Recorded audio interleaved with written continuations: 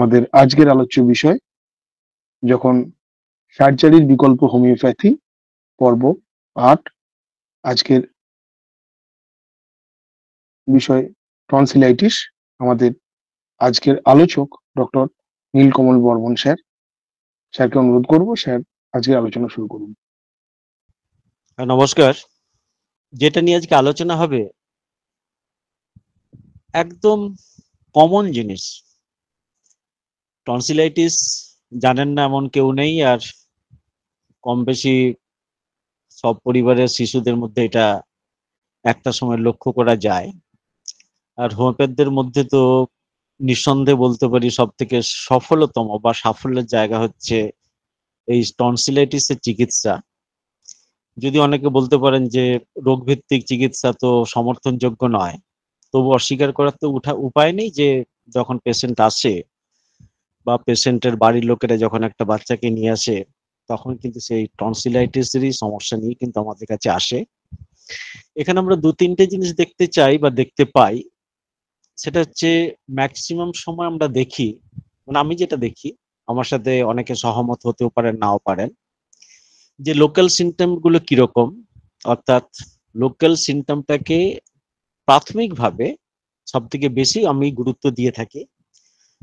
পরবর্তী ক্ষেত্রে যখন বোঝা যায় যে এটা অ্যাকিউট ফেজ নয়, প্রায় প্রতি বছরই একটা শিশু এইভাবে বিভিন্ন সময়, বিশেষ করে শীতকালে বা ওয়েদার পরিবর্তনের সময় সে তার এই ধরনের সমস্যা নিয়ে আসছে, তখন হয়তো তার কনস্টিটিউশনাল ট্রিটমেন্টের কথা ভাববো। যখন সেটা আরো পার হয়ে যাবে, তখন কিন্তু সেই রকম জায়গায় গিয়ে দাঁড়িয়ে আমরা হেরিডিটির কথা ভাববো, এবং সেই সাথে সাথে কোনো প্রকার মাসমেটিক ব্যাকগ্রাউন্ড সঠিক বা উপযুক্ত বা যেটার ভিত্তিতে একটা ওষুধ নির্বাচন করা যেতে পারে, সেই জিনিসটাকে আমরা চিন্তা করব। এই হচ্ছে প্রথম দিনের চিন্তা ভাবনা, আমি যেভাবে চিন্তা ভাবনা করে থাকি। এবার যদি প্রথমেই যদি একদম মাসমেটিক নিয়ে যদি ভাবা যায়, তাহলে দেখা যায় যে শরিক নেচারের রোগীদের মধ্যে যতটা না এটার প্রভাব বিস্তার করে, তার চেয়ে বেশি দেখা যায় সাইকোটিক অথবা টিউবারকুলার ডায়াথেসিসে যে সকল বাচ্চারা আছে, সেই সাথে স্ক্রোফুলাস যে সকল ডায়াথেসিস তার যে সকল বাচ্চারা আছে, তাদের মধ্যে কিন্তু এই ধরনের টনসিলাইটিসের ব্যাপার আমরা দেখতে পাই। মূলত যেটা প্রথমে বলেছিলাম, আরেকবার বলা উচিত যে শিশুদের রোগ 1 থেকে 1.5 বছরের বয়সের বাচ্চা থেকে শুরু করে 8 বছর, 10 বছর, 12 বছর পর্যন্ত আমরা এটা পেয়ে থাকি। আমরা যখন ছোট ছিলাম তখন প্রায় যেটা শুনতাম যে টনসিল হয়েছে, টনসিলাইটিস হয়েছে। আসলে তো গ্রামের লোকেরা টনসিল হয়েছে বলে, তো কিন্তু কথাটা তো সেটা না। টনসিল তো একটা অ্যানাটমিক্যাল একটা পার্ট, একটা অঙ্গ। তার যখন ইনফ্লামেশন হয় বা সেখানে যখন ইনফেকশন হয়, তখন সেটাকে আমরা টনসিলাইটিস বলে থাকি। এবং তার জন্য বেশ কিছু সমস্যা আমাদের কাছে রুগীরা নিয়ে আসে। যদি আমরা অ্যাট এ গ্ল্যান্স যদি আমরা দেখে নিতে চাই যে কি কি ধরনের কষ্ট তাদের মধ্যে আমরা পাবো, তাহলে সব থেকে আগে যেটা হয় সেটা যে গলা একটা ধরনের ব্যথা, গলার ভিতরে যে গ্ল্যান্ডটা থাকছে, ওভাল শেপের যে একটা প্যাড লাইক যেটা গ্ল্যান্ড থাকে, সেটা ইনফেকশন হয়, ফুলে যায়। একটা দিকে হতে পারে, দুটো দিকে হতে পারে, বা কখনো কখনো দুদিকেই হতে পারে। ফলে সেই বাচ্চাটার মধ্যে একটা জ্বর ভাব আমরা লক্ষ্য করব, বা সোর থ্রোট বলতে যেটা বুঝি, অর্থাৎ গলায় একটা ব্যথা। কোনো কিছু খেতে গেলে তার কষ্ট হয়, ঢোক গিলতে গেলে কষ্ট হয়, কিছু খেতে গেলে কষ্ট হয়, বা কিছু পান করতে গেলে তার কষ্ট হয়। এবার হোমিওপ্যাথিক বিচার আমরা অনেক সময় জিজ্ঞাসা করি যে তরল পদার্থে তার কষ্ট বেশি, কি শক্ত জিনিস খেতে গেলে কোনো কষ্ট হচ্ছে কিনা, বা আপ ভিড়তে গেলে কোনো প্রকার কষ্ট হচ্ছে কিনা আমরা জিজ্ঞাসা করি, কারণ সেখান থেকে আমরা একটা ওষুধ নির্বাচনের কথা ভাবি বলেই জিজ্ঞাসা করি। কিন্তু যদি শুধু প্যাথোলজির কথা ভাবি, তাহলে খুব রেয়ার কেস যে সেখানে ব্যথা নেই, কিন্তু বেশিরভাগ সময় যেটা দেখা যায় গলা একটা ব্যথা থাকে, একটা ইনফেকশন হয়ে গিয়ে থাকে, খেতে গেলে তার কষ্ট হয়।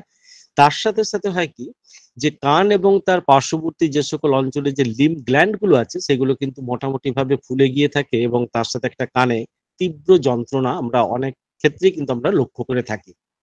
তার সাথে তার ভিতরে একটা দুর্বলতা থাকতে পারে, একটা উইকনেস থাকতে পারে, বা নাক থেকে একটা ঘন সর্দি হওয়ার একটা প্রবণতা, যেটাকে আমরা কনজেশন বা রানিং নোজ বলি, সেটা থাকতে পারে। আর কতগুলো জিনিস হয়, সেটা হচ্ছে ফাউল ব্রিথ, অর্থাৎ যেটাকে আমরা বলি যে নিঃশ্বাস প্রশ্বাসে একটা দুর্গন্ধ, এটা আমরা কিন্তু খুব লক্ষ্য করি। বিশেষ করে আর একটা জিনিস আমরা লক্ষ্য করি, সেটা হচ্ছে এক্সেস স্যালাইভেশন আমরা সেক্ষেত্রে লক্ষ্য করতে পারি। আর এই সকল জিনিসের ফলে যেহেতু একটা কনজেশন অ্যারাইজ করেছে, একটা অ্যাকিউট ইনফ্লামেশন দেখা দিয়েছে, তখন হয় কি অন্যান্য রোগের মতো এখানে কিন্তু লস অফ অ্যাপেটাইট, অর্থাৎ তার রুগীটার খাদ্যের প্রতি একটা আগ্রহ সেরকম ভাবে থাকে না। এবং যদি খুব ভালোভাবে দেখা যায় যে দুটো গ্ল্যান্ড লাল হয়ে গেছে, ফুলে গেছে, বা অনেক সময় দেখা যায় সেখান থেকে ফলিকুলার গ্রোথের মতো, অর্থাৎ ফলিকুলার টনসিলাইটিস যেটাকে আমরা বলি, সেখান থেকে গ্রোথ দেখা দেয়। ঠিক ওই কি বলবো, ব্যাঙের চামড়াগুলো যেরকম গোটা গোটা গুটলি গুটলি পাকিয়ে থাকে, সেখান থেকে অনেক সময় আমরা পাস ফর্মেশন হতে দেখি, অর্থাৎ সেখান থেকে পুজ সিক্রেশন হচ্ছে। পকেট টনসিলাইটিস বলে একটা কথা আছে, একটা গর্ত হয়ে গিয়ে থাকে, সেই গর্তে আমরা যখন যা কিছু খাই সেই পার্টিকেল গুলো ঢুকে যায়, সেখানে গিয়ে পচে গিয়ে থাকে, যার জন্য কখনোই সেই ইনফ্লামেশন গুলো চট করে সারতে পারে না। এইভাবে আমরা বিভিন্ন লক্ষণ, বিভিন্ন কষ্ট কিন্তু আমরা তার মধ্যে লক্ষ্য করব। এবার দেখুন, যেটা হয় এই সকল ক্ষেত্রে, আমরা সবসময় বলবো বাচ্চাটার যেন ওরাল ক্যাভিটির যে হাইজিন, সেটা যেন সবসময় মেনটেন করা হয়। অর্থাৎ নিয়মিত তার দাঁত মাজা, মুখটাকে পরিষ্কার রাখা, কোনো কিছু খাবার পরেই যাতে সে ভালো করে মুখটাকে ধুয়ে নেয়, গার্গেল করে, বা খুব বেশি গরম জিনিস বা খুব বেশি ঠান্ডা জিনিস যেন যেন সে এড়িয়ে চলে। এই জিনিসগুলোকে আমাদেরকে বুঝতে হবে। শুধু খাবার জিনিস, গরম জিনিসের কথা বলবো না, অ্যাটমসফেয়ার, অর্থাৎ যখন তার ওয়েদারে, যখন বাইরের দিকে যখন একটা শৈত্যপ্রবাহ দেয়, বা প্রচন্ড গরমে ফিরে এসে যখন সে স্নান করছে বা কোল্ড ড্রিঙ্কস খাচ্ছে বা ফ্রিজ থেকে একটা পানীয় নিয়ে খেয়ে নিল, এইরকম জায়গাগুলো, অর্থাৎ সাডেন টেম্পারেচারের যাতে পার্থক্য যে সকল ঘটনাগুলোতে ঘটতে পারে, সেই জিনিসগুলোকে কিন্তু আমাদের ওয়াকিবহাল করে দিতে হবে এবং পেশেন্ট পার্টিকে বলে দিতে হবে যেন সে কখনো এইভাবে মানে গলার অপব্যবহার যাতে না করে। শীতকালের ক্ষেত্রে আমরা মাফলার ইউজের কথা বলতে পারি, ট্রেনে বাসে জার্নির সময় যাতে ঠান্ডাটা না লাগে সেটার কথা বলতে পারি, কানে যাতে না ঠান্ডা লাগে সেটার একটা প্রিকশন আমরা তাকে দিতে পারি, যাতে কনস্ট্যান্ট কাফিং না হয় সেটা নিয়ে বলতে পারি। আসলে আমাদের মূল উদ্দেশ্য থেকে যায় গলা এবং তার পার্শ্ববর্তী যে অঞ্চল, সেই সকল অঞ্চলে যেন কোনোভাবেই খুব বেশি ঠান্ডা না লাগে, বা টেম্পারেচারের পার্থক্য যেন অতি দ্রুত না ঘটে থাকে। এই জিনিসগুলো কিন্তু আমরা ম্যানেজমেন্ট হিসেবে একটা শিশুকে বা তার পরিবারকে কিন্তু আমরা সংযত করে দেবো বলে আমি অন্তত মনে করি। এবার দেখুন, এই যে জায়গাটা, এখানে কিন্তু কোনো প্যাথোলজিক্যাল রিপোর্ট করার কোনো দরকার পড়ে না, বা এক্স-রে বা অন্য কোনো প্রকার রেডিওলজিক্যাল কোনো টেস্টের কোনো দরকার পড়ে না। আমরা পেশেন্টের মুখ যদি খুলে ধরি বা চামচ দিয়ে যদি খুলি, হাঁ করতে বলি, তাহলে কিন্তু পরিষ্কার দেখতে পাবো সে দুটো গ্ল্যান্ড অদ্ভুতভাবে ফুলে গেছে। তাহলে সে এখানে নেই, কিন্তু কখনো কখনো আমরা কিন্তু একটু সিবিসি করে দেখে নিতে পারি যে তার লিম্ফোসাইটের পরিমাণটা কিরকম, বা মনোসাইট বা বেসোফিলের পরিমাণটা কিরকম। কারণ মডার্ন সায়েন্স বলছে যে তার পরিমাণের পার্থক্যের জন্য কিন্তু এই ধরনের ইনফেকশন বারবার হতে পারে। আর আমরা বলতে পারি যে তার কনস্টিটিউশনাল ট্রিটমেন্টের একটা জায়গার কোনো একটা ঘাটতির জন্য, অর্থাৎ তার দৈহিক কোনো একটা সমস্যার জন্যই কিন্তু এই ধরনের রিপোর্টগুলো একটা বিকৃত বা একটা অ্যাবনর্মাল রিপোর্ট আসছে। মডার্ন সায়েন্স চেষ্টা করবে সেই রিপোর্টটাকে ঠিক করে মানুষটাকে ঠিক করার, আর আমাদের মূল উদ্দেশ্য থেকে যা মানুষটাকে ঠিক করে রিপোর্টটাকে ঠিক করার। এখানে কিন্তু রেজাল্ট অফ দ্য ডিজিজ এবং কজ অফ দ্য ডিজিজ বলতে আমরা যে জিনিসটা পাই, বা যে আমরা পার্থক্যটা এতদিন পেয়ে এসেছি, সেই জায়গাটা কিন্তু খুব বড়ভাবে দেখা দেয়। অর্থাৎ রেজাল্ট অফ দ্য ডিজিজ এবং কজ অফ দ্য ডিজিজের ভিতরে যে পার্থক্য আছে, সেটা কিন্তু এইরকম জায়গায় খুব সুন্দরভাবে কিন্তু বিবেচিত হয়ে থাকে, এটাই আমি অন্তত মনে করি। এবার দেখুন, যারা রেকারিং অ্যাটাক হচ্ছে, যে সকল বাচ্চারা এই ধরনের টনসিলাইটিস এর ক্ষেত্রে, তখন একটু আগে বলেছি যে আমরা কি ধরনের প্রিকশন নেব। কিন্তু যদি দেখা যায় তার ফ্যামিলিতেই এই ধরনের একটা টিউবারকুলার ট্রেট রয়ে গেছে, বা দেখা যাচ্ছে যে তার অল্পই ঠান্ডা লেগে যাওয়ার একটা প্রবণতা থাকে, সেই সকল জায়গায় কিন্তু আমাদের মেডিসিনাল ট্রিটমেন্টের একটু আধটু হলেও কিন্তু একটা পার্থক্য থেকে যায়। অর্থাৎ মুড অফ ট্রিটমেন্ট বলতে আমরা যেটা বুঝি, সেটা ডিপেন্ড করবে পেশেন্টের স্টেট এবং স্টেজের উপরে। অর্থাৎ একটি শিশু কখন কি অবস্থায় আপনার কাছে এসেছে, যদি সিভিয়ার অ্যাকিউট অবস্থায় যদি আসে, তাহলে অতি অবশ্যই কিন্তু তখন আর আপনি ওই হেরিডিটারি ট্রিটমেন্ট বা মায়োজমেটিক ট্রিটমেন্টের কথা ভাববেন না। ইনস্ট্যান্ট তার লক্ষণ ভিত্তিক যে সকল কষ্টগুলো তার ভিতরে আমরা পাচ্ছি, সেটার এগেনস্টে মেডিসিন দিয়ে তাকে আপাতত ভাবে কিছুটা কমানো, তারপর তাকে সুস্থ করে তোলা, এবং রুগীটি যখন সম্পূর্ণ সুস্থ থাকবে তখনই যদি আপনি তার মায়োজমেটিক ট্রিটমেন্ট করেন, অন্তত ডক্টর কেন্ট বা ডক্টর হ্যানিম্যান যে কথাগুলো বলেছে, আমাদের কিন্তু উপযুক্ত সময় হচ্ছে সেটাই, যখন রুগী সম্পূর্ণভাবে সুস্থ থাকবে। তবে গিয়ে দেখা যাবে যে পরবর্তী অ্যাটাকটা হতে কিন্তু আমাদের অনেকটা সময় লাগবে, অর্থাৎ রুগীটা আস্তে আস্তে আরোগ্যের দিকে যাবে। এইভাবে হয়তো 2 বছর 3 বছর পরে কিন্তু রুগীটা সম্পূর্ণভাবে সুস্থ হয়। একটু আগে বলেছিলাম যে ছোটবেলা যেভাবে আমরা দেখেছি বা আমি ব্যক্তিগতভাবে যখন দেখতাম, যে একটা অভিজ্ঞতা আছে, সেটা হচ্ছে যে টনসিল বেড়েছে বা টনসিলাইটিস হয়েছে, তখন কিন্তু একটা অপারেশনের কথা খুব আমরা শুনতে পেতাম যে তার টনসিল অপারেশন হয়ে গেছে, অপারেশন করে নিয়েছে। কিন্তু সত্যি কথা বলতে কি, গত 10 বছর যাবত আমি যে খুব বেশি ওই ধরনের টনসিলেক্টমি হয়েছে বা টনসিলের অপারেশন হয়েছে তারপর আমাদের কাছে এসেছে, সেই সংখ্যাটা কিন্তু যে কোনো কারণেই হোক কমে গেছে। অর্থাৎ দুটো জিনিস হতে পারে, এক হচ্ছে রুগীরা নির্ভর করছে দুটো জিনিসের উপর, একটা বিকল্প ব্যবস্থার উপরে যেটা হোমিওপ্যাথি করে থাকে, আর একটা জিনিস হচ্ছে কি, যে মেডিসিনাল বা সার্জারির পরে যে একটা হ্যাজার্ড থাকে সেটা যখন তারা জানতে পারছে বা আশেপাশে যখন খোঁজ নিয়ে জানছে যে টনসিলেক্টমি করার পর সেই পেশেন্টার বা সেই শিশুটার এই ধরনের একটা সমস্যা দেখা দেবে, তারা কিন্তু সচেতন হয়ে খুব বেশিভাবে কিন্তু এটা এগিয়ে যাচ্ছে না। কারণ এটা কোনো একটা জীবন মরণ সমস্যা নয় যে তাকে এটা অপারেশন করতেই হবে নাহলে রুগী মারা যাবে, এরকম তো হয় না। সেই হিসেবে দেখা যায় যে আজকে আমার মনে হচ্ছে যে টনসিলেক্টমির প্রবণতাটা আমার মনে হয় চিকিৎসক তথা পেশেন্ট পার্টির মধ্যে কিন্তু অনেকটা কমে গেছে। আর একটা কথা অস্বীকার করবো না বলতে, এর পিছনে কিন্তু হোমিওপ্যাথির অবদানটা অনেকখানি বেশি। কারণ এই রকম জায়গাগুলোতে গিয়ে কিন্তু মানুষেরা একটু হোমিওপ্যাথির আশ্রয় খোঁজে, এবং তারা যখন একটা সুন্দর রেজাল্ট পায় তখন কিন্তু তার উপরে এতটাই নির্ভর করে যে সেখান থেকে তারা বেরিয়ে আসতে চায় না, বা সেটা জনমুখে প্রচারিত হতে থাকে যে হ্যাঁ হোমিওপ্যাথি করেছিলাম তারপর থেকে তার কোনো অসুবিধা নেই, তো হোমিওপ্যাথি করতে আপত্তি কোথায়। অর্থাৎ দেখা যায় যে এই সকল ক্ষেত্রে যাদের বারবার ঠান্ডা লাগার প্রবণতা, শুধু আমি টনসিলাইটিস এর কথা বলছি না, যে সকল শিশুদের মধ্যে আছে তাদের একটা মাস পিপিল আজকে কিন্তু হোমিওপ্যাথির উপর নির্ভর করছে, কারণ তাদের বিশ্বাস এসে গেছে যে হোমিওপ্যাথি এই জায়গাটা একদম নির্মূল করে দিতে পারে। এবং বিশ্বাস শুধু নয়, সেই বিশ্বাসটা যারা অর্জন করেছে মানে করিয়েছেন যে সকল চিকিৎসকরা, তাদেরকে প্রত্যেককে আমি শ্রদ্ধা জানাই। কারণ তারা আজকে এইভাবে শিশুদের চিকিৎসা করেছে বলেই কিন্তু আজকে এই জায়গায় পৌঁছতে পেরেছি। অতীতে যারা চিকিৎসা করেছেন তাদেরকে সম্মান তো এই জন্যই জানাবো যে তারা একটা মাস পিপলের মধ্যে কিন্তু এই বিশ্বাসটা অর্জন করিয়ে দিয়েছেন যে হোমিওপ্যাথি অনেক কিছু পারে, যেটা মডার্ন সায়েন্স হতো সেভাবে ততটা পারে না। তা বলে কি আমরা মডার্ন সায়েন্সকে একদম হেয় করবো না? কখনই করবো না। চূড়ান্ত জায়গায় তারা যতটা সত্য, ক্রনিক জায়গায় আমরা ঠিক তার চেয়ে বেশি সত্য, আমি কিন্তু এইটুকুনি মনে করি। যাই হোক, তো বয়সের কথা বললাম, মোটামুটি 15 বছরের আশেপাশে। ছেলে মেয়ের কথা যদি বিচার করি তাহলে আমি দেখতে পাচ্ছি যে উভয়ের ক্ষেত্রে কিন্তু আমি লক্ষ্য করেছি। এবার যদি স্বাস্থ্যবান বা রুগ্ন এ কথাটা বলতে পারি, তাহলে কিন্তু দেখেছি যারা স্বাস্থ্যবান তারাও যেরকম অসুস্থ হচ্ছে এই টনসিলাইটিসে, যারা রুগ্ন শিশু তারাও কিন্তু এই ধরনের অসুস্থ হচ্ছে।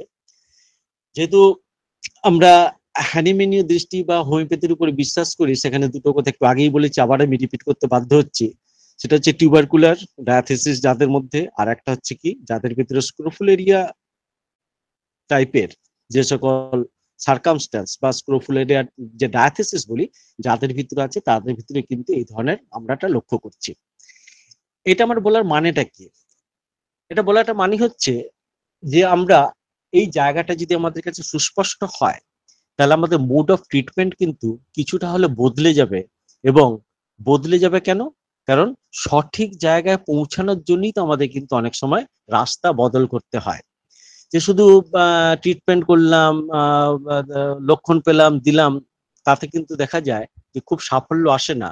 কিন্তু যদি সেই আনকমন পিকুলার সিমটম বলুন বা তার ফ্যামিলি হিস্ট্রি থেকে পাওয়া একটা খুব গুরুত্বপূর্ণ লক্ষণ বলুন, অথবা সেই পেশেন্টের একটা খুব গুরুত্বপূর্ণ লক্ষণ যদি আপনি কালেক্ট করতে পারেন, তার সাথে যদি আপনার হাইজিন যেটা আমি একটা বললাম সেটাকে যদি মানাতে পারেন, তার সাথে অ্যাটমসফেয়ার অর্থাৎ পরিবেশের সাথে সাথে বাচ্চাটা যদি সামঞ্জস্যপূর্ণ হয় তাহলে কিন্তু আপনাদের দ্রুত আরোগ্য হবে। প্রথমে বলেছিলাম শীতকালীন রোগ মোটামুটি শীতের এতে হয়, কিন্তু এখন যে পরিমাণে গরম পড়েছে এবং টনসিলাইটিসের শিশুরা যদি এসি ঘরে নিয়মিত থাকে এবং টেম্পারেচারটা যদি ওই কেউ যদি 20-র নিচে নামিয়ে রাখে বা এসিটা যেদিকে আছে সেদিকে যদি বাচ্চাটাকে শোয়ায়, বা এই যে মনে করুন বাইরে আজকে 40 ডিগ্রির কাছাকাছি টেম্পারেচার আর রাত্রেবেলা সে শুচ্ছে 20-র কাছাকাছিতে, অর্থাৎ এই যে 20 ডিগ্রি সেলসিয়াসের পার্থক্য সেটা কি একটা বাচ্চার মধ্যে প্রভাব বিস্তার করবে না? এটা আমাদেরকে কিন্তু ভাবতে হবে। তাহলে আমরা যত বেশি প্রকৃতি থেকে দূরে চলে যাব আমাদের কিন্তু অসুস্থতা বাড়বে, সেটাতে কোনো কিন্তু সন্দেহ নেই। কিন্তু তার মানে এই কথা আমি কখনোই বলবো না যে অসুস্থতা থেকে বাঁচতে আপনি একদম গরম ঘরে বদ্ধ করে আপনি আমার মতো ছটপট করুন, সেটা কিন্তু আমি কখনো বলবো না। প্রয়োজন আছে দুটোরই। তবে এক কথা ঠিক, যে বাড়িতে বেশি এসি চলে বা যে সকল বাচ্চারা ক্রমাগত, যদি বাচ্চারা খুব একটা বেশির মধ্যে থাকে না তবু, কারণ তারা তার অফিস আদালতে যায় না, কিন্তু দেখা যায় সেখান থেকে কিন্তু ব্যাকটেরিয়াল ইনফেকশন গুলো কিন্তু আমাদের সব থেকে বেশি ছড়িয়ে পড়ে। অর্থাৎ দেখা যায় যে যখন বিভিন্ন হসপিটাল থেকে বা নার্সিং হোম থেকে রোগীরা ফিরে আসে তারপরে কিন্তু তাদের রেসপিরেটরি ট্রাবলস কিন্তু অনেক সময় কিন্তু বেশি দেখা দেয়। যে এটা ছিল একটা কথার কথা, ভূমিকার কথা, প্রয়োজনের কথা অথবা অপ্রয়োজনের কথা।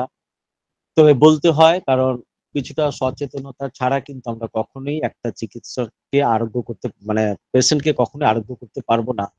তাহলে নলেজ অফ দ্য ডিজিজের সাথে সাথে নলেজ অফ দ্য অ্যাটমসফিয়ার এবং তার হাইজিন আমাদের কিন্তু পুরোভাবে মারতে হবে। তার সাথে কিন্তু খাদ্যের গুণাগুণ বা কোন খাদ্য বেশি খাওয়া উচিত কোনটা উচিত নয় সেগুলো কিন্তু আমাদের মানতে হবে।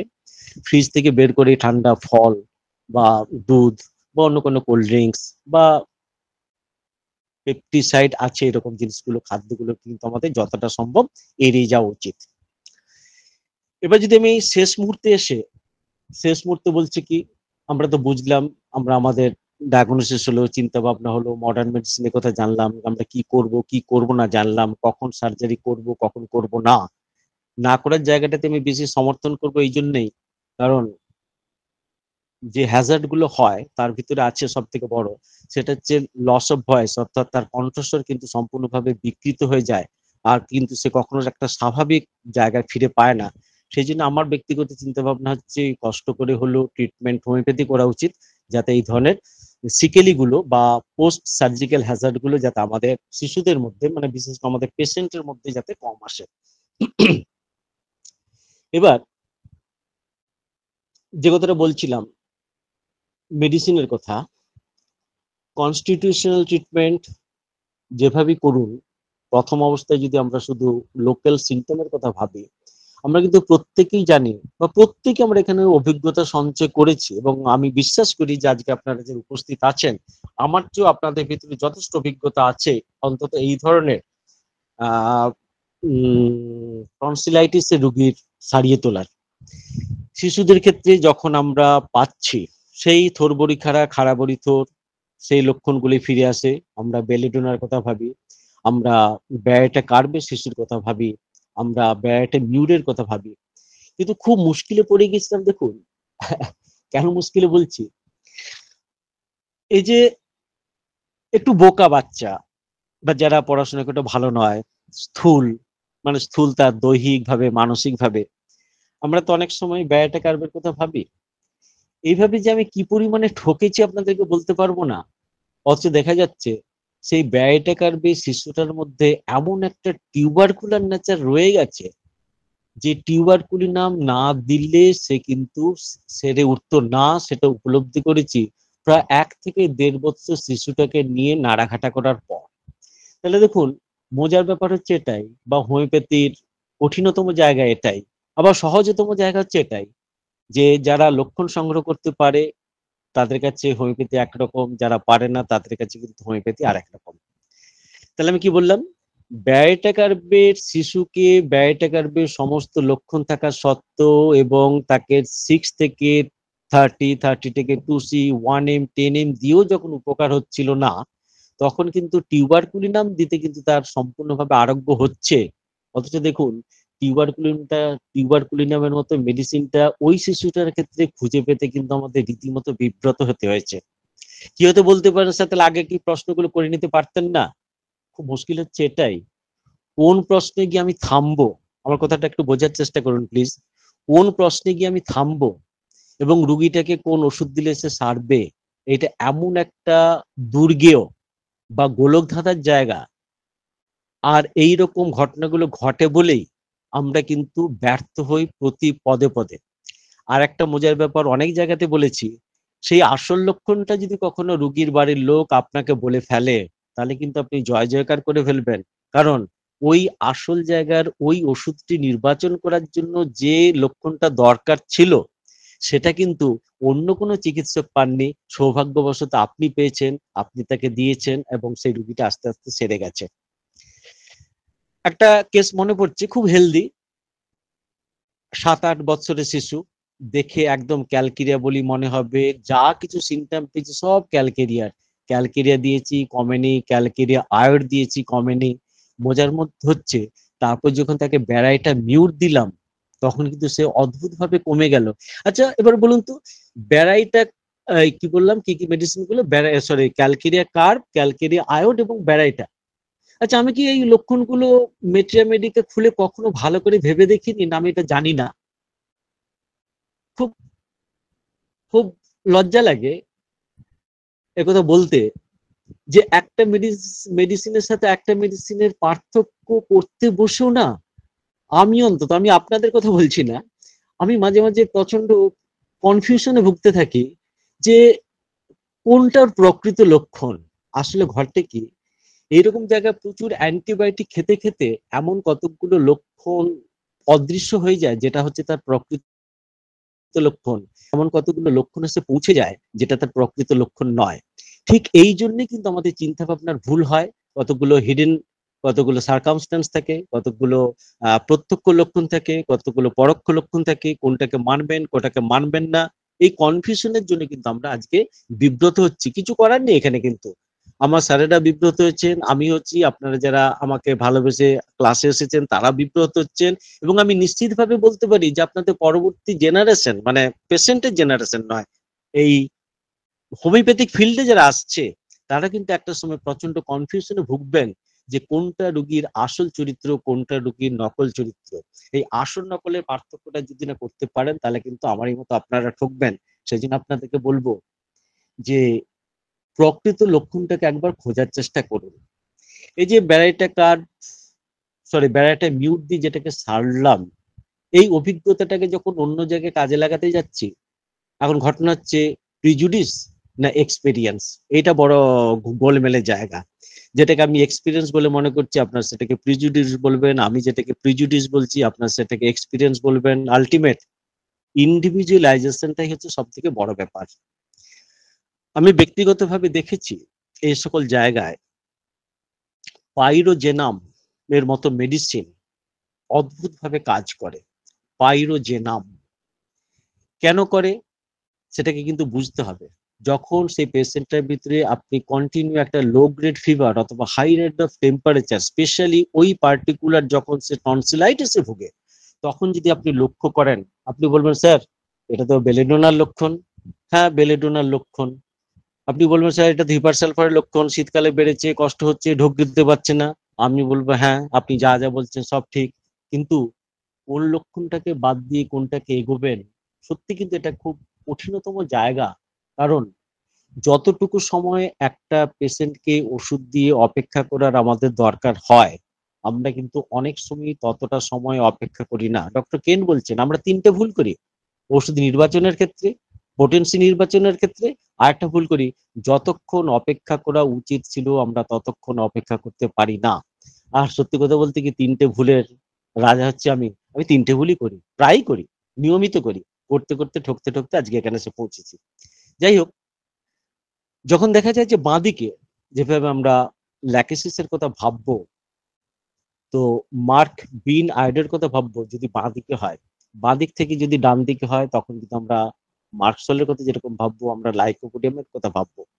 যদি অল্টারনেট হিস্ট্রিটা সত্যি সুন্দরভাবে পাই, তাহলে কিন্তু আমরা কখনোই ল্যাকক্যানিয়ামকে কিন্তু আমরা বাদ দিতে পারবো না। এই জিনিসটা কিন্তু আমাদেরকে খুব ভালো করে বুঝতে হবে। আর যেহেতু গ্ল্যান্ডের উপর সব থেকে বেশি কার্যকারী ক্ষমতা বিভিন্ন ধরনের আয়োডাম গ্রুপের ব্যাট আয়োড, মার্কবিন আয়োড বা আয়োড সংলগ্ন বা আয়োড সংপৃক্ত যে সকল ওষুধ আছে সেগুলো কিন্তু আমাদের এড়িয়ে গেলে কখনোই কিন্তু চলবে না। কিন্তু মজার ব্যাপার হচ্ছে দেখুন, এরকম দেখেছি 15-16 বছরের মেয়ে মাধ্যমিক দিচ্ছে কি পাশ করে বেরিয়ে গেছে, তার পকেট টনসিলাইটিস, প্রচন্ড পরিমাণে ঘা হয়, সেখান থেকে রস পড়ে, সেখান থেকে পুঁজ পড়ে, পাইরোজিনাম দিয়েছিলাম কমেনি, উমুক উমুক দিয়েছি কমেনি।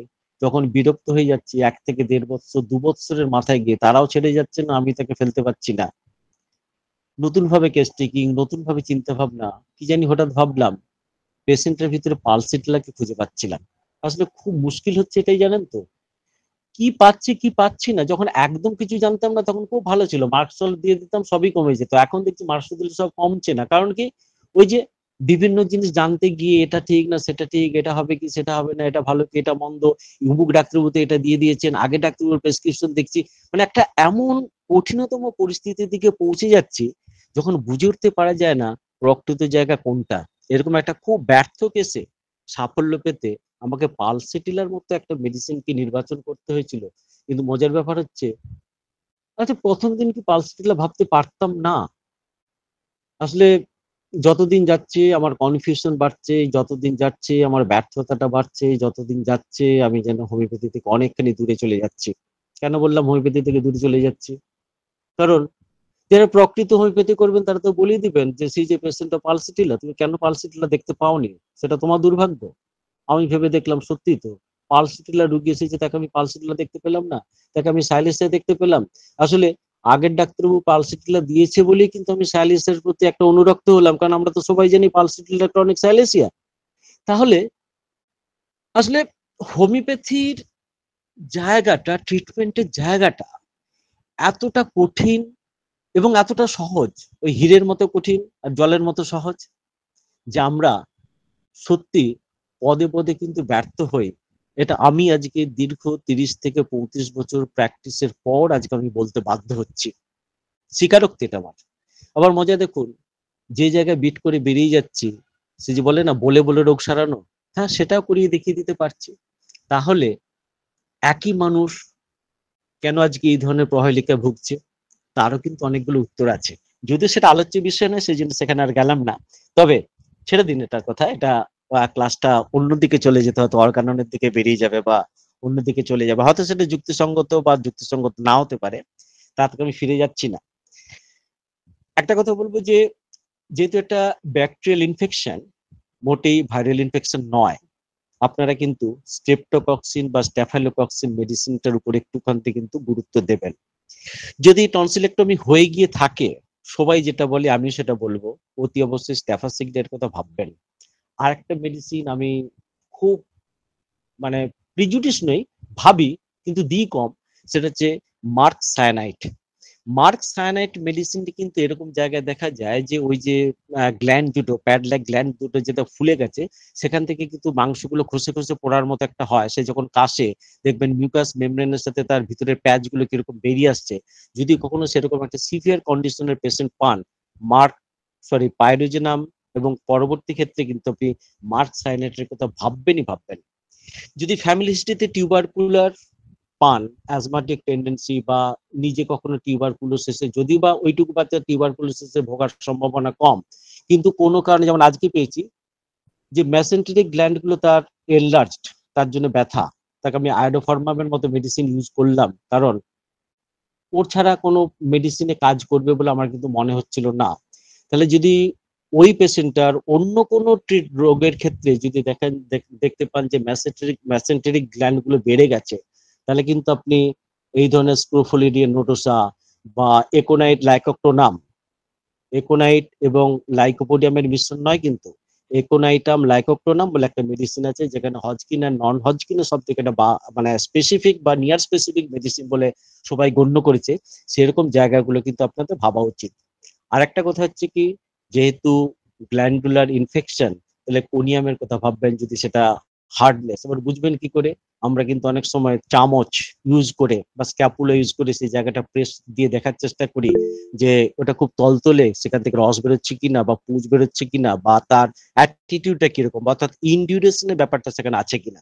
সেখানে কিন্তু স্পঞ্জিয়া যদি উইথ কাশি, প্রচন্ড পরিমাণে কাশি থাকে উইথ টনসিলাইটিস, তাহলে কিন্তু আপনি স্পঞ্জিয়া বা তার সাথে যদি থাইরয়েডের সমস্যা থাকে ভাববেন।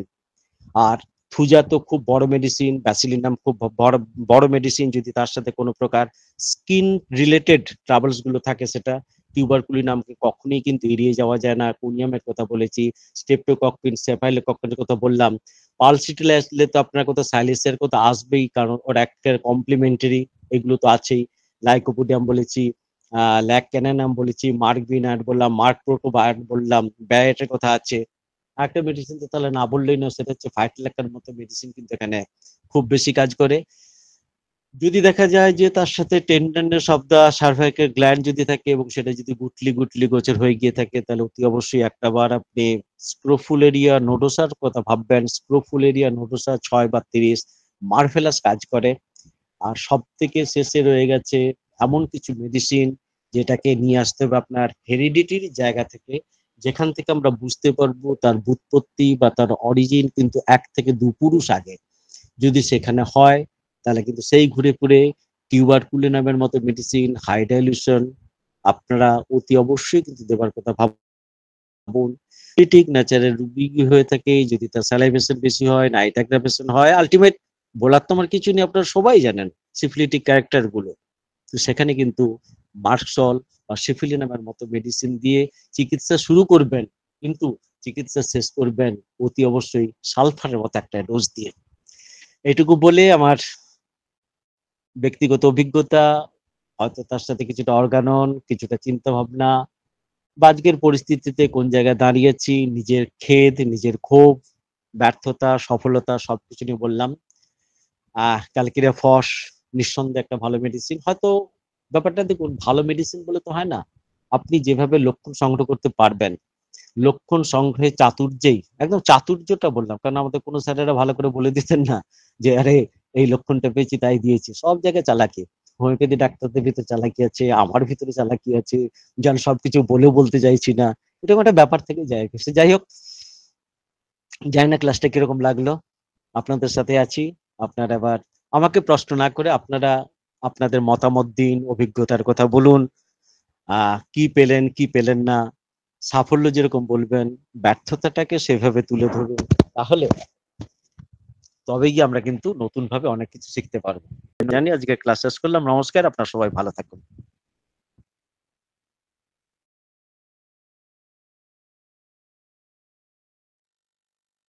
ধন্যবাদ একটি অসাধারণ আলোচনা আমাদের উপহার দেওয়ার জন্য।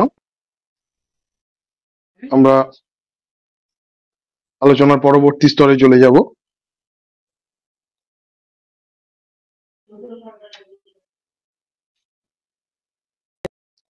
আমরা এখন ডেকে নেব doctor S M Jahangir sir.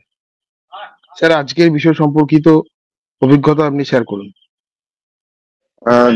ধন্যবাদ শ্রদ্ধেয় নীলকমল স্যারকে। আসলে আমি ক্ষমা চেয়ে নিচ্ছি, ক্লাসে অনেক পরে ঢুকেছি, বিধায় স্যারের সম্পূর্ণ ক্লাস শুনতে পারি নাই, তবে একেবারে শেষের টুকু শুনেছি। এখানে আসলে অভিজ্ঞতা আমার থেকে এখানে অন্যান্য যারা আছেন সকলের অভিজ্ঞতাই বেশি। টনসিলাইটিস এর পেশেন্টদের ক্ষেত্রে আমরা খুব কমনলি কিছু মেডিসিন ব্যবহার করে থাকি, তবে সেটা আমার কাছে মনে হয় যে একেবারে প্রাথমিক পর্যায়ের কিছু কিছু।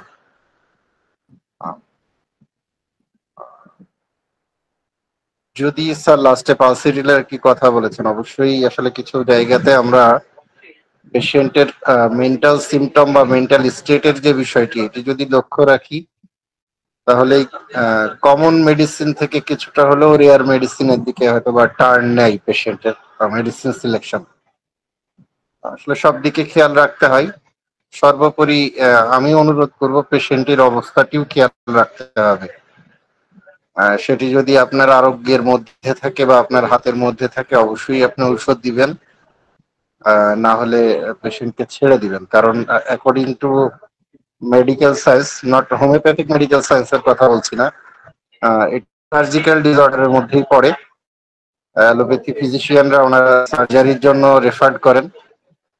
হোমিওপ্যাথিতে অনেক সার্জিক্যাল কেস মেডিসিন দিয়ে ভালো হয়, এটা পরীক্ষিত।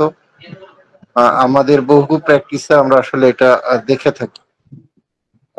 আসলে প্র্যাকটিস লাইফে খেয়াল করবেন মাইল্ড, মডারেট, সিভিয়ার, এই তিনটি জায়গা যদি আপনি আইডেন্টিফাই করতে পারেন তাহলে আমার কাছে মনে হয় যে আপনি আসলে কোন স্টেজে মেডিসিন দিবেন, কোন স্টেজে দিবেন না।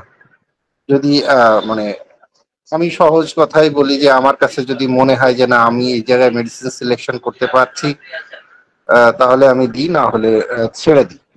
সেটা হয়তোবা হয় সার্জনের কাছে পাঠাই অথবা আমাদের প্যাথির অন্য কোনো ফিজিশিয়ানের কাছে পাঠাই।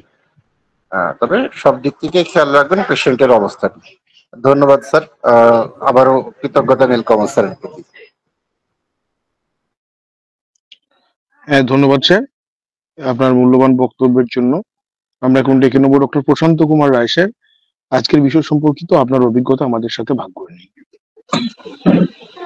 অভিজ্ঞতা সবারই আছে, আর স্যারের ক্লাসটা তো সুন্দর হয়েছে, অনেকগুলো ওষুধ বললো। তবে স্যারের সঙ্গে মানে একটা মত আমার মনে হয় যে ব্যারিটাকার যদি পেশেন্ট হয়, অ্যাকুট কন্ডিশনটাতে ব্যারিটাকার না দিয়ে সেই জায়গাটাতে যদি আমরা প্রথম স্টেজে ব্যারিটামিউড দিই এবং ইন্টারকারেন্ট মেডিসিন হিসাবে যদি সরিনাম প্রয়োগ করি অ্যান্ড ফলোড বাই যদি ব্যারিটাকার আবার ফার্দার দিই, অর্থাৎ এইটা চেইন, সেই ক্ষেত্রে কিন্তু সাকসেস রেটটা তুলনামূলকভাবে ভালো হয়। এটা আমি প্র্যাকটিস লাইফেও দেখেছি, যদিও এটা আমার কথা নয়, এটা হচ্ছে ডক্টর ডিএম বর্ল্যান্ডের কথা। এই চেইনটা কিন্তু খুব ভালোভাবে কাজ করে, যথেষ্ট ইম্পর্টেন্ট। আর স্যাররা যেরকম হচ্ছে কনস্টিটিউশনাল ট্রিটমেন্ট করে, অবশ্যই ট্রিটমেন্ট করবেন, বা আমি যেটা পক্ষপাতিত্ব যখন যে সিমটমসে প্রাধান্য পাবো সেই অনুপাতে ট্রিটমেন্ট করবো, যথেষ্ট বেটার। আর টিউবাকুলিনামটাও স্যারও যেটা বলতেছিলেন যে বাচ্চাদের স্টেজে সেটা হেরিডিটি স্টেজে থাকতেও পারে, টিউবাকুলিনামটাও একটা খুব ভালো, সেটা পেশেন্টের রিপিটেড সোর থ্রোট, তার সঙ্গে ফ্রিকুয়েন্ট টনসিলাইটিস এবং এনলার্জ অফ দ্য টনসিল, এই কন্ডিশনটা থাকে। কিছুটা হচ্ছে হার্ডেনিং কন্ডিশন থাকে, এটাও কিন্তু টিকে মোর এর একটা কনসেপশন, এবং সেই ক্ষেত্রেও কিন্তু যথেষ্ট ভালো কাজ হয়। আর অ্যাজ ইউজুয়াল কমন মেডিসিন আমরা যেগুলো দিই সেগুলো তো দিই স্যার, যেমন স্টেপটোকক্সিন, স্টেফিলোকক্সিন, এগুলো ভালো কাজ করে।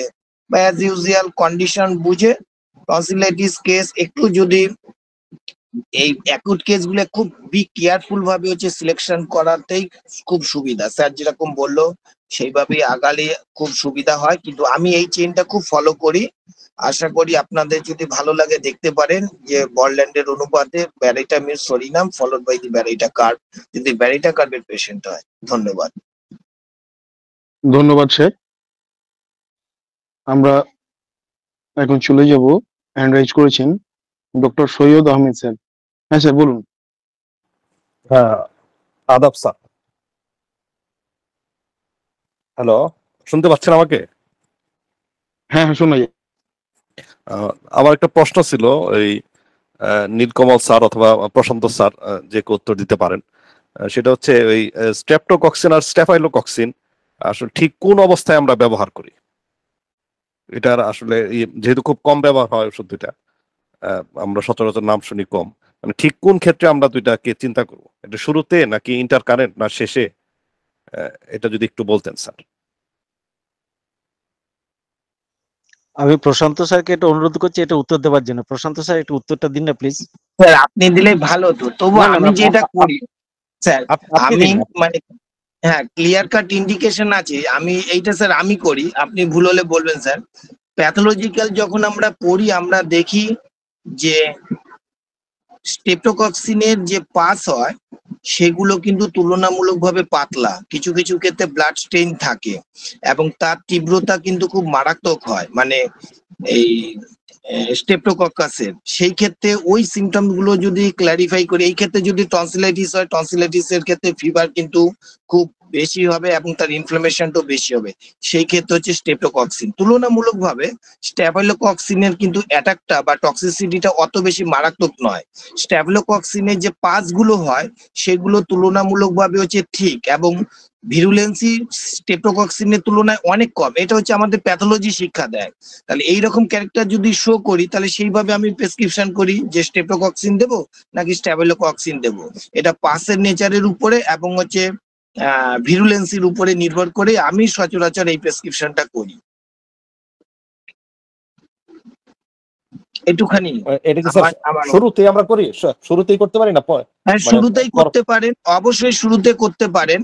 ওই যে বললাম যে আপনাকে ভিরুলেন্সির কন্ডিশনটা দেখতে হবে এবং হচ্ছে তার পাসের হচ্ছে ক্যারেক্টারটা আপনাকে দেখতে হবে। আপনি যদি আবার জি, স্যার। মায়াজমেটিক দিকে যান, থিন পাস বা অফেন্সিভ পাস এটা সিভিলিটিকের ক্যারেক্টার। আবার যদি ঠিক পাসের দিকে যান সেটা দেখুন আবার সাইকোটিকের ক্যারেক্টার। ঠিক আছে, এইভাবে হচ্ছে মানে আমি যখন ছোট মেডিসিন গুলোকে প্রয়োগ করব তখন কিন্তু আমাকে প্যাথোলজির জ্ঞানটা কিন্তু পর্যাপ্ত পরিমাণে দরকার হয়। Thank you sir. ধন্যবাদ। হ্যাঁ স্যার, আপনি হ্যান্ড রেজ করেছেন, বলুন স্যার। হ্যাঁ, প্রশান্ত স্যারকে অজস্র ধন্যবাদ একটা সুন্দর জায়গা বলার জন্য। আর এখানে অজয় দাস স্যার আছেন, অজয় দাস স্যারের অনুমতি নিয়ে বলছি। অজয় দাস স্যার হয়তো আমাকে একটা ফোন করলেন, এটা কোনো একটা পেশেন্টের ব্যাপারে। আমি বললাম কি স্যার বই থেকে বলবো না? উনি তখন হাসতে হাসতে পরিষ্কার বলে যে বই যা লেখা আছে আমি সব জানি, আপনি আপনার ব্যক্তিগত অভিজ্ঞতা থেকে বলুন।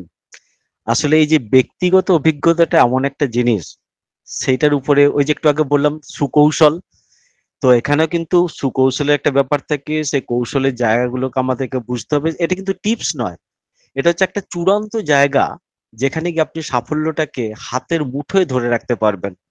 তো অজয় দাস স্যারের কথাটা আমার খুব মজা লাগে এবং আমি খুব আনন্দ পাই এইটার জন্যই যে উনি বইয়ের কথা জানতে চাইছেন না, ব্যক্তিগত অভিজ্ঞতাটা কতটা পেয়েছি সেইটাকে কিন্তু উনি জানতে চাইছেন, বা সেইখান থেকে উনি কিছু মানে উপলব্ধি করতে চাইছেন।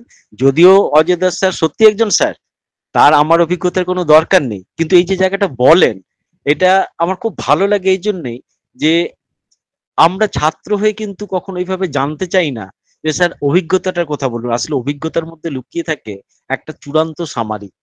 আর আজকে আমাদের doctor S M Jahangir sir যেটা বলেছেন, উনি আজকে এত একটু পরেই ঢুকেছেন, যাই হোক, হ্যাঁ, তার জিনিসটা কিন্তু খুব সমর্থনযোগ্য, বলাটা খুব ভালো হয়েছে। অজয় দাস স্যার কি বলেন দেখি, বর্ণনা স্যারেরা কি বলেন দেখি। ঠিক আছে, নমস্কার। আমরা এখন ডেকে নেবো ডক্টর অজয় কুমার দাসের। স্যার, আজকের আলোচিত বিষয় সম্পর্কে আপনি কিছু বলুন। নমস্কার।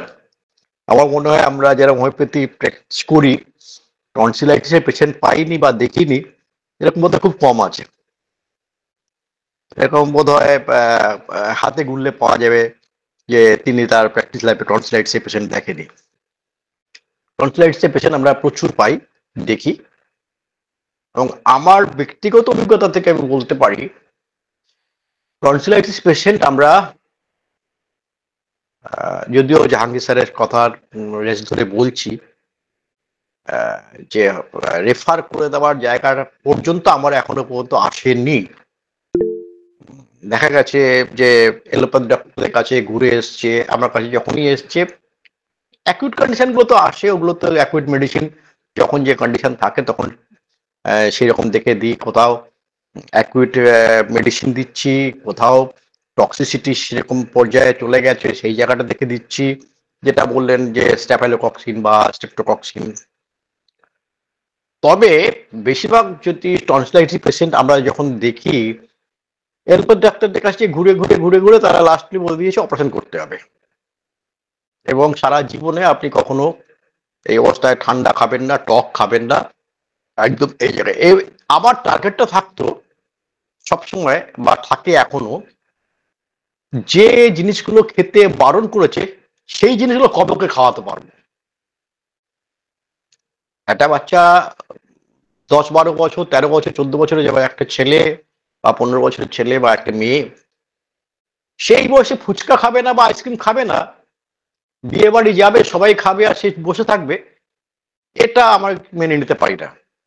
তা সেই ক্ষেত্রে তাদেরকে যদি আমরা ভালো করে টেস্টিং করে মেডিসিন দিই, দেখা যায় বেশিরভাগ ক্ষেত্রে কিন্তু আমরা সাকসেস করি, বা আমি অনেক অনেক 90% কেসই কিন্তু এই তাদেরকে যখন আমি তাদেরকে আইসক্রিম বা ফুচকা বা টক জল খাওয়াতে পেরেছি এবং তারপরে তার কোনো রকম কমপ্লিকেশন আসেনি, তখন বুঝলাম যে না, পেশেন্টটি ভালো জায়গায় গিয়েছে। এইটুকু অভিজ্ঞতা আমি শেয়ার করতে পারলাম।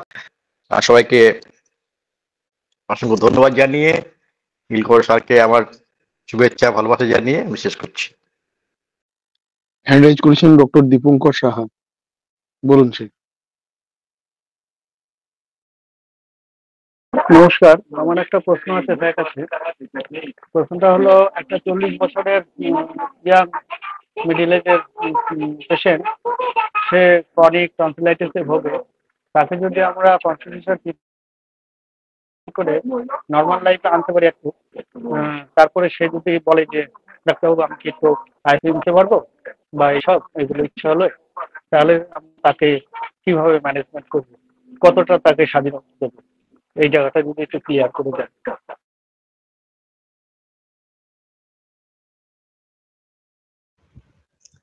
হ্যাঁ, আপনার সমস্ত প্রশ্নের উত্তর কিন্তু দিয়ে দিয়েছেন আমাদের Ajay Das sir.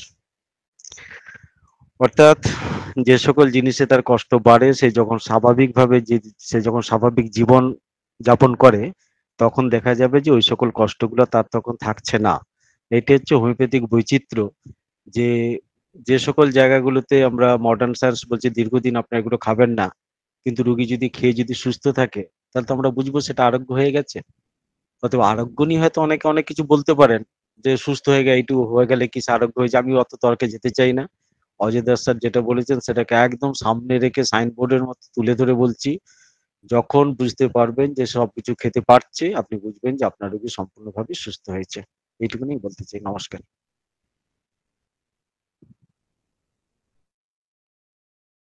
Doctor MD Alamgir Hossain, আপনি হ্যান্ড রাইজ করেছিলেন। জি স্যার, আমি জানতে চাচ্ছি যে ক্রনিক টনসিলাইটিস থেকে ক্যান্সার হওয়ার প্রবণতা কতটুকু বা পার্সেন্টেজ কেমন, এবং দীর্ঘদিন হোমিওপ্যাথিক চিকিৎসা করতে করতে অনেক সময় ক্যান্সারের দিকে সেটা টার্ন নিতে পারে কিনা, এবং নিলে সেটা আমরা কিভাবে বুঝবো? টনসিলাইটিস থেকে ক্যান্সার হয়েছে, এতটা দুর্ভাগ্য আমার বা আমার কোনো পেশেন্টের কিন্তু আজ পর্যন্ত হয়নি। বই পড়ে যতটুকু পেয়েছি তাতে কিন্তু কোথাও লেখা নেই, যদিও আমার জ্ঞান খুব সীমিত। এখানে জাহাঙ্গীর স্যার বলতে পারবেন, কারণ তারা আরো বেশি মডার্ন পড়াশোনাটা তাদের আছে, যে টনসিলাইটিস থেকে ক্যান্সারের কোনো জায়গায় যাবার কোনো সম্ভাবনা আছে কিনা। তবে আমি মনে করি যে নেই। আর একটা কথা কি জানেন তো, কোথায় কোন রোগের কবে কি হবে সেটা কিন্তু কেউ বলতে পারে না। তো জাহাঙ্গীর স্যার যদি এটার উত্তরটা দেন জাস্ট সংক্ষেপে, আমি খুশি হতাম। জাহাঙ্গীর স্যার। ধন্যবাদ স্যার। আসলে স্যার এমন একটা জায়গায় এসেছি, বিষয়টা এরকম, এখন সকল পেশেন্টের মধ্যেই ওই একটি রুব্রিক্স পাবেন, ফিয়ার অফ ক্যান্সার।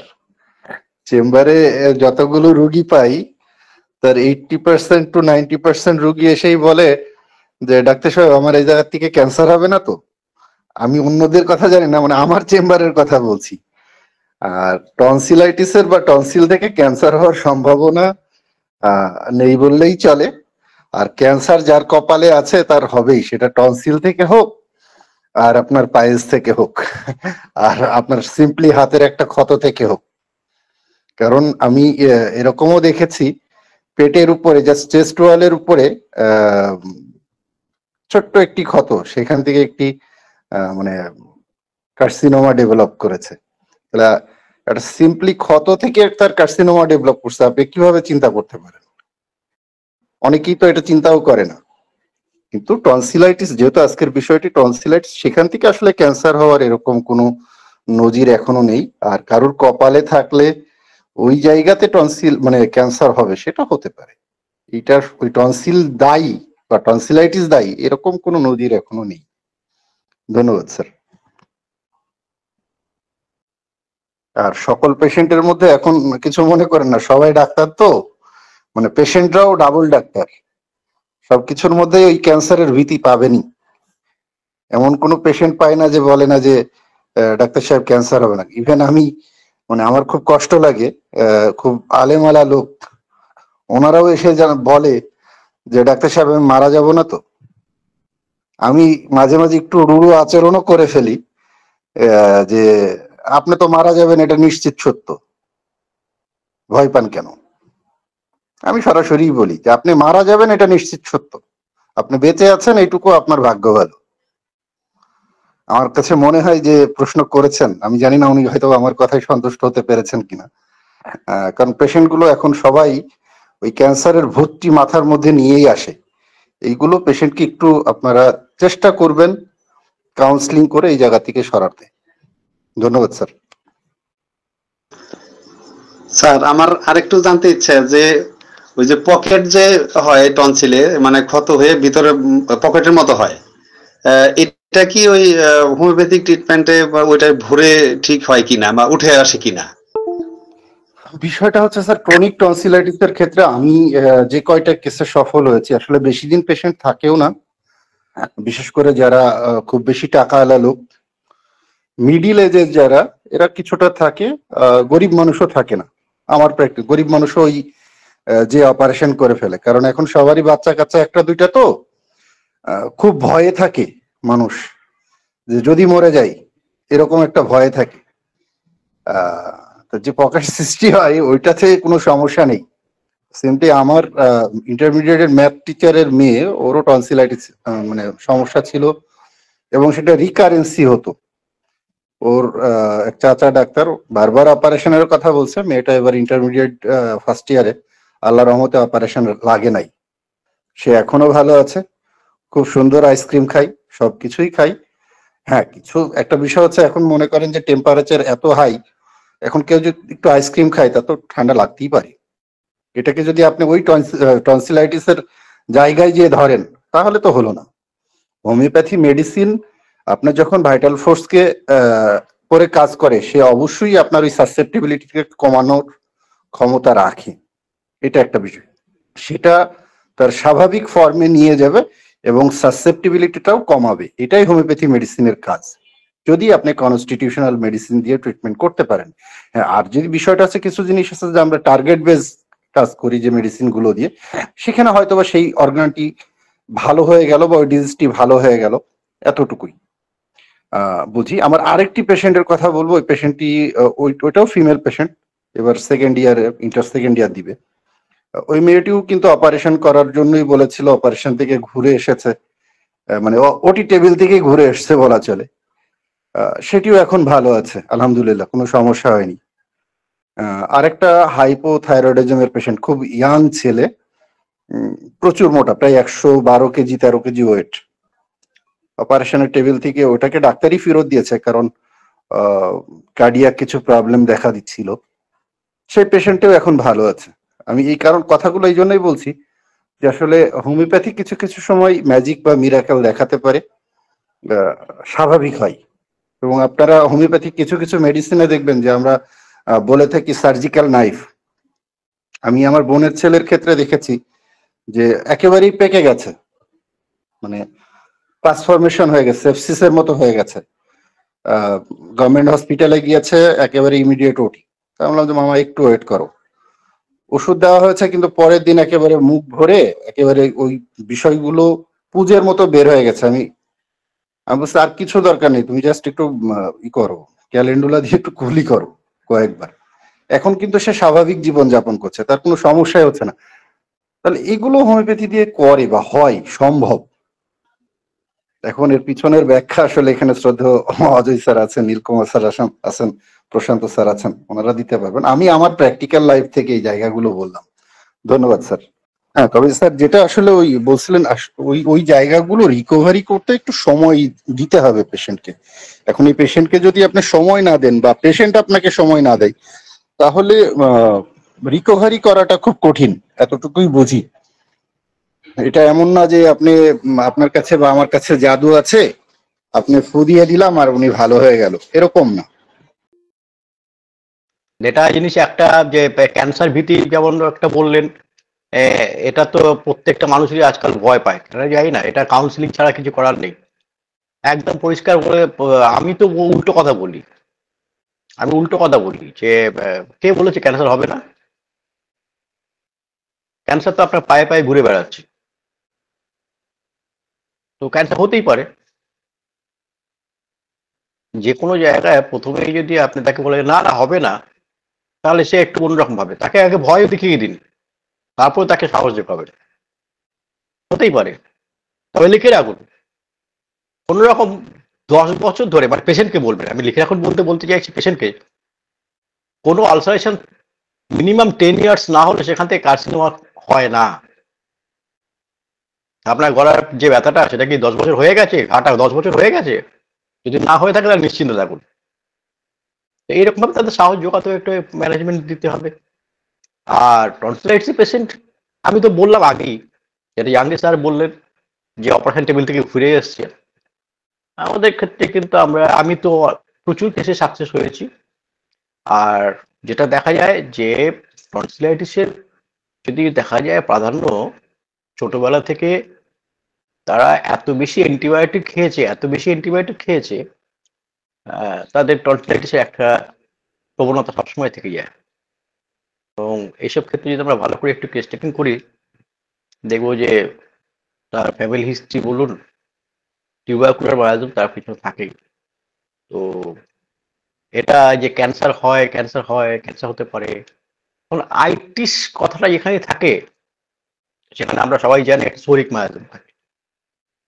শরিক অ্যান্ড সিফিলিটিক দুটো মিলে গিয়ে সাইকোটিক আপনার টিউবারকুলার আসছে।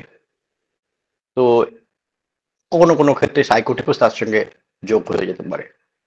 এই যদি এইরকম অ্যাঙ্গেল দিয়ে আমরা একটু চিন্তা করি, তাহলে বোধ হয় আমাদের কাছে খুব একটা অসুবিধা হয়ে দাঁড়ায় না। টনসিলাইটিস পেশেন্টকে আমাদেরকে সার্জারি থেকে পাঠানোর কোনো প্রয়োজনই নেই। একদম আমাদের জাহাঙ্গীর স্যার যা বলেছেন, হিম্মত নিয়ে আমরা প্রত্যেকে কাজ করতে পারি। হ্যাঁ, তবে তার মধ্যখান থেকে আমাদেরকে দেখতে হবে, যেটা বলেছেন এটা কি কন্ডিশনে আছে, সিভিয়ার না মডারেট, কি কন্ডিশনে আছে, সেটার উপরে আপনাকে সেই জাজমেন্টটা কিন্তু আপনার। যে পেশেন্ট যে বলছে যে আমার ক্যান্সার হবে না, তো এইটাকে আমরা মানে এইভাবে না ভেবে এইভাবে ভাবতে পারি না যে এটাও একটা মেন্টাল সিমটমস, এটাও একটা ইলিউশন।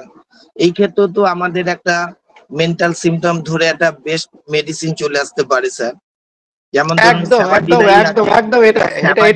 একদম স্যাবাডিলাই যেমন লেখা আছে that she has some horrible throat disease that will be the fatal, মানে অ্যাকচুয়ালি এইটাই শেখায় বা এই রকমের প্রচুর পেশেন্ট আমি পাই। এইসব ক্ষেত্রে আমি ন্যাচারালি চোখ কান বুঝে স্যাবাডিলা 10 প্রেসক্রিপশন করে দিয়ে চলে আসি।